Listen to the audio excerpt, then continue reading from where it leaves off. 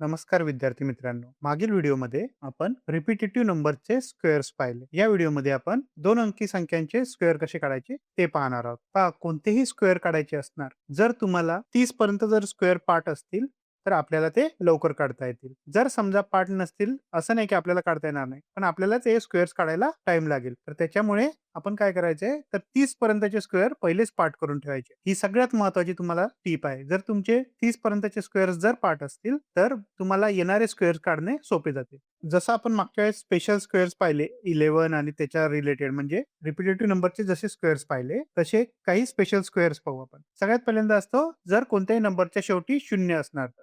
कोणत्याही नंबरच्या शेवटी 0 असणार, त्याच्या पुढे जो पण नंबर असणार आपण काय करणार, त्याचा स्क्वेअर करणार आणि जेवढे पण 0 असणार त्याचे डबल शून्य आपण तिथे लिहिणार. आता पहा, समजा 30 चा स्क्वेअर जर मला काढायचा आहे, तर मी काय करणार, 3 चा स्क्वेअर काढणार आणि किती शून्य आहे इथे, तर 1 शून्य आहे, तर 1 शून्याचे डबल म्हणजे 2 शून्य इथे करणार.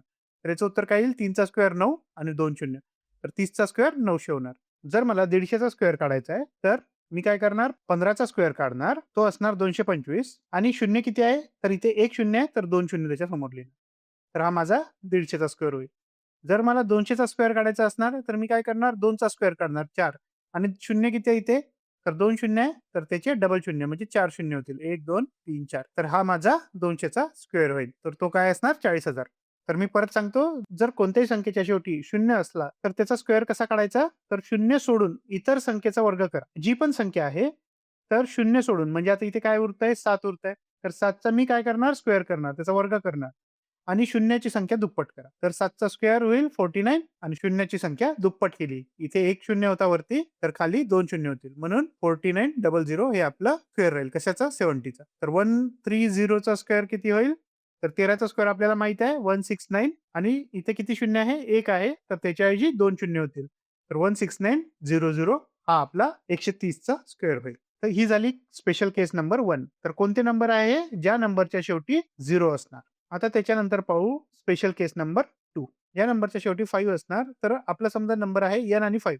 तर काय करणार, 5 चा स्क्वेअर घेणार, त्याला 25 लिहून टाकणार डायरेक्टली. तर कोणत्याही नंबरचा जर स्क्वेअर काढायचा असणार, तर शेवटी पण 25 लिहिणार आणि जो राहिलेला n आहे, तर तो राहिलेला n च्या नंतरचा जो येणारा अंक आहे, n समजा 3 असणार, तर n च्या नंतरचा येणारा अंक काय राहील, 4. तर n इंटू n+1 आपण तिथे लिहिणार.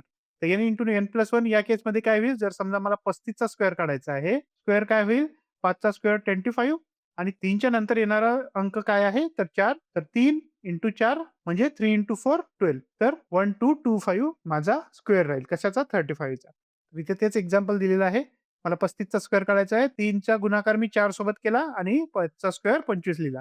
तर 4 त्रिक 12, 1225 माझा 35 चा स्क्वेअर झाला. जर मला 45 चा काढायचा असणार, तर 4 च्या नंतर येणारा अंक कोणता असतो? 5. तर 4 इंटू 5 5 चोक 20. तर तिथे 20 येईल आणि 5 चा स्क्वेअर 25. 95 जर काढायचं असणार, तर 9 च्या नंतर येणारा अंक कोणता आहे? 10. तर 9 इंटू 10 90 आणि 25. 90, 25 हा 95 चा स्क्वेअर असणार. याच्या पहिले जे आपण पाहिलं त्या स्पेशल केसेस होत्या. ज्या नंबरच्या शेवटी 0 असणार और 5 असणार, अशा प्रकारच्या नंबरबद्दल आपण पाहिलं. आता आपण पाहू ज्या नंबरच्या शेवटी 0 किंवा 5 नाही, कोणत्याही 2 अंकी संख्यांचा जर आपल्याला स्क्वेअर करायचा असणार, तर आपण कसा करणार? तर सगळ्यात पहिल्यांदा आपण त्याच्यात काय वापरू शकतो? एक तर बेस मेथड वापरू शकतो. आपण वेगवेगळ्या पद्धती शिकणार आहे. बेस मेथड मला त्यातल्या त्यात सगळ्यात सोपी वाटते. कारण आपण याच्या पहिले बेस मेथडचं गुणाकाराची पद्धत पाहिलेली आहे. तर त्याच्यासारखंच ही मेथड आहे. म्हणजे सेम आपल्याला फंक्शनिंग करायचं आहे. पहा, सगळ्यात पहिल्यांदा आपल्याला बेस ठरवावा लागतो. तर डायरेक्टली सांगून देतो, 31 पासून जर 70 पर्यंतचे नंबर असतील, तर 50 बेस वापरायचा. 71, 71 टू 130 जर असणार, तर 100 बेस वापरायचा. का? कारण पहा, 70 टू 100 याच्यात किती अंक येतात? 30. तर 30 संख्याचे आपल्याला स्क्वेअर पार्ट आहे. 100 टू 130 मध्ये 30 अंक येतात. याचे स्क्वेअर आपल्याला पार्ट आहे. 50 ते 70 म्हणजे 20 येतात. तर आपल्याला याचे स्क्वेअर पार्ट आहे आणि 31 ते 50 मध्ये 20 येतात. तर याचे पण आपल्याला स्क्वेअर पार्ट आहे. म्हणून मी पहिल्यांदा सांगितलं, जर तुम्हाला 30 पर्यंत जर स्क्वेअर पार्ट असतील, तर तुम्हाला इझिली सॉल्व्ह करता येतं. हेच तुम्ही 25 पर्यंत स्क्वेअर पार्ट असले तरी पण करू शकता. हा नंबर आपल्याला 70 च्या ऐवजी 75 करायचा. 75 म्हणजे काय? 50 पासून 25 दूर आणि 100 पासून पण 25 दूर. तसं केलं तरी चालेल. तर जो शेवटचा अंक आहे तो 130 च्या ऐवजी 125 होईल. तर आता आपण बेस मेथड कशी वापरायची ते पाहू. तर सगळ्यात पहिल्यांदा येईल, जर बेस 50 असणार, 50 बेस असला, तर आपल्याला काय करायचं? हा सिंपल फॉर्म्युला लक्षात घ्या. काय आहे 25 मायनस डिफरन्स हा पहिला अंक येईल आपला आणि दुसरा अंक काय राहील जो डिफरन्स आहे त्याचा स्क्वेअर. काय काय सांगितलं मी 25 मायनस डिफरन्स आणि डिफरन्सचा स्क्वेअर. तर पहा आता एक 47 मी एक्झाम्पल बनवून घेतलाय. 47 चा जर मला स्क्वेअर काढायचा आहे, तर याच्यात डिफरन्स किती झाला 50 पासून? 50 पासून याचा डिफरन्स झाला 3 चा. तर आपण बेस काय आहे 50 असणार आहे, नंबर 47 आणि डिफरन्स 3 चा आहे. 3 चं काय लिहिलेलं आहे 25 मायनस डिफरन्स 25 मायनस 3 डिफरन्स आपला 3 आहे. तर 25 मायनस 3 किती होईल 22. तर 22 हा आपला पहिला नंबर येऊन जाईल 22. दुसरा हा जो नंबर आहे तो काय राहील तर जो नंबर आहे डिफरन्स त्याचा स्क्वेअर करायचा. तर आपला नंबर किती आहे 3. 3 चा स्क्वेअर 9 होतो. 9 पण आपल्याला इथे 2 अंक पाहिजे असतात. म्हणून आपण इथे 09 घेतो. तर इथे आपला 09 आहे. तर 2209 हे आपलं आन्सर असणार. ते इथे खाली लिहिलं आहे पहा 2209. तर ही सिंपल पद्धत आहे. काय करायचं मी परत एकदा सांगतो. ज्या पण नंबरचा आपल्याला स्क्वेअर काढायचा आहे, जर नंबर 50 पेक्षा छोटा असणार, त्या केसमध्ये आपण काय करायचं आहे, तर 50 पासून त्याचा डिफरन्स किती आहे ते सगळ्यात पहिल्यांदा फाइंड करायचं. 50 पासून त्याचा डिफरन्स फाइंड झाल्यानंतर 25 मायनस जो डिफरन्स असणार तो लिहायचा.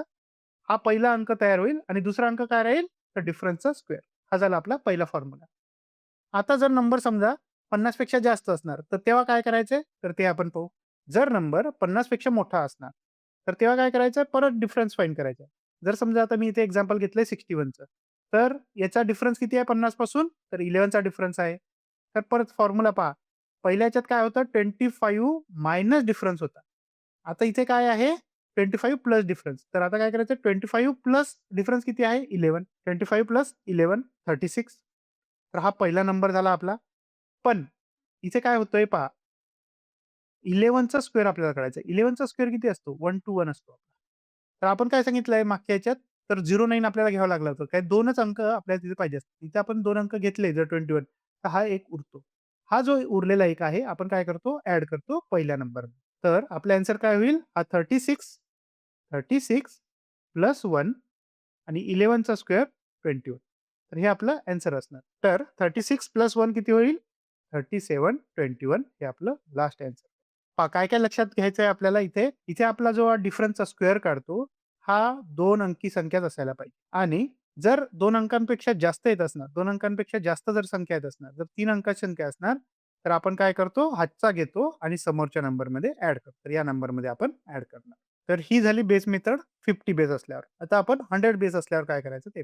ज्या संख्येचा आपल्याला स्क्वेअर काढायची आहे, ती संख्या जर 100 पेक्षा लहान असणार, तर आपण काय करणार आहे? आता पहा, याच्या पहिले 50 बेसचा फॉर्म्युला काय होता? 25 मायनस डिफरन्स होता, जेव्हा 50 पेक्षा लहान होतं. तर याच्यात 25 च्या ऐवजी आपण काय करतो? नंबर लिहितो. बाकीचं सगळं सारखं. आता मला समजा 96 चा स्क्वेअर काढायचा आहे. तर हे 100 पासून किती दूर आहे? म्हणजे त्याचा डिफरन्स किती आहे? तर 4 चा डिफरन्स आहे. तर मी इथे 4 चा डिफरन्स जर घेतला, तर नंबर मायनस डिफरन्स. नंबर किती होता? 96 मायनस डिफरन्स 4 हा झाला आपला पहिला नंबर. दुसरा नंबर काय आहे आपला? तर डिफरन्सचा स्क्वेअर, तर 4 चा स्क्वेअर. तर 4 चा स्क्वेअर होईल 16 आणि 96 मायनस 4 होईल 92. तर हा आपला आन्सर झाला 9216. हे झालं 100 पेक्षा लहान नंबरसाठी. जर 100 पेक्षा मोठा नंबर असणार, तर तेव्हा आपण काय करणार? तर सेम आहे. आतापर्यंत आपण 50 बेसचं पाहिलं होतं. 50 बेस जेव्हा होता आणि नंबर आपला 50 पेक्षा मोठा होता, तेव्हा आपला फॉर्म्युला काय होता? 25 प्लस डिफरन्स होता. 100 पेक्षा लहान अंकांसाठी आपण जेव्हा पाहिलं, तेव्हा काय केलं 25 च्या जागेवर आपण नंबर लिहिला होता. तर सेम इथे पण करायचं आहे. 25 च्या जागेवर नंबर लिहायचा आहे. तर नंबर प्लस डिफरन्स हा पहिला नंबर राहील आणि दुसरा नंबर काय राहील? डिफरन्सचा स्क्वेअर. 108 नंबर जर असणार, तर आपला फॉर्म्युला काय आहे? सिंपल आहे पहा. Number plus difference. डिफरन्स कितीचा आहे? 8 चा डिफरन्स आहे. तर नंबर प्लस डिफरन्स किती झाला? 108 प्लस 8. तर याचा आन्सर काय येईल? 116 आणि दुसरा काय आहे डिफरन्स? डिफरन्सचा स्क्वेअर 8 चा स्क्वेअर. 8 चा स्क्वेअर होईल 64. म्हणून आपला आन्सर काय होईल? ह्या दोघं संख्या जोडल्या तर आपला आन्सर येतो 11664 हे आपलं लास्ट आन्सर आहे.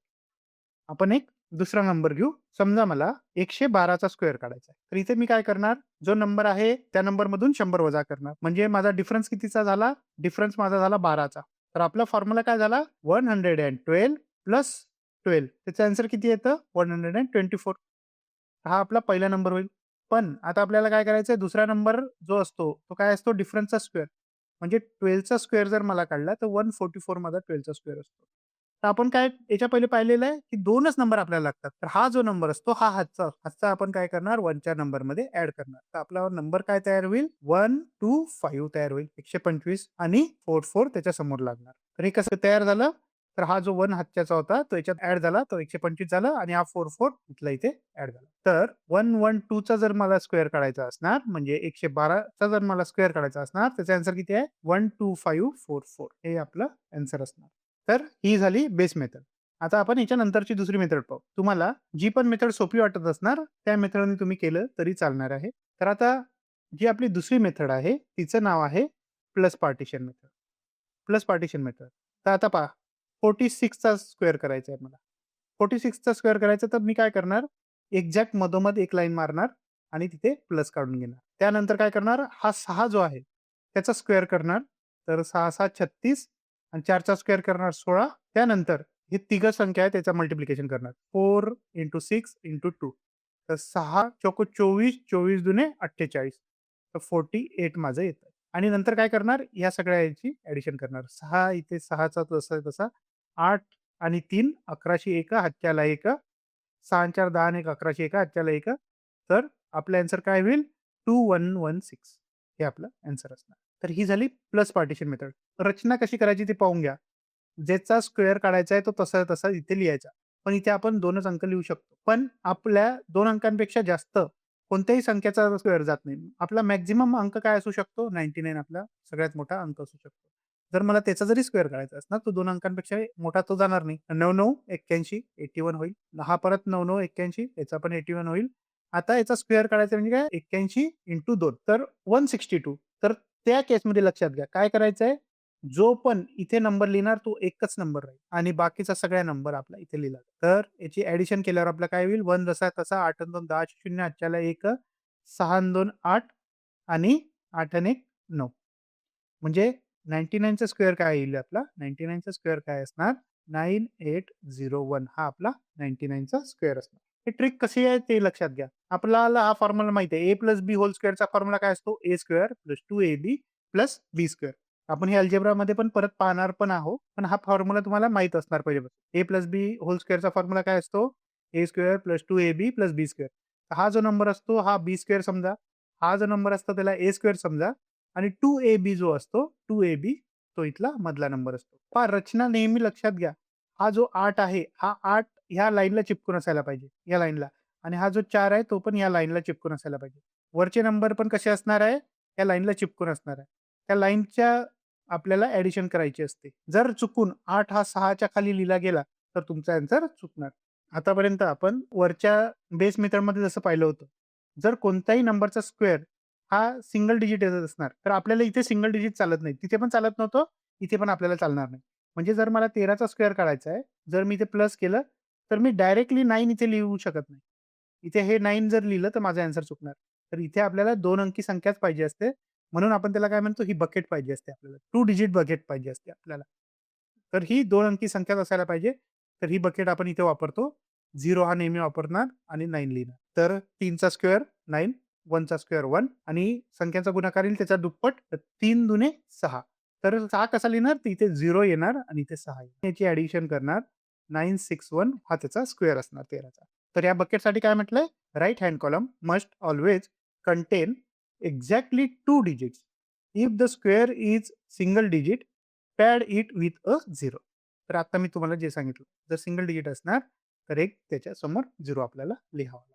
प्लसवाली मेथडचा फॉर्म्युला हाच पाहिला आपण. a square + 2ab + b square. तर याच्या नंतरची जी मेथड आहे, तेव्हा पण आपल्याला याच फॉर्म्युल्याने काम करायचं आहे. म्हणजे हा प्लसचा जो फॉर्म्युला आहे, त्याचंच शॉर्टकट रूप. कारण आपल्याला कसं आहे एक्झाममध्ये तुम्ही प्लस काढणार आणि ॲन्सर काढणार.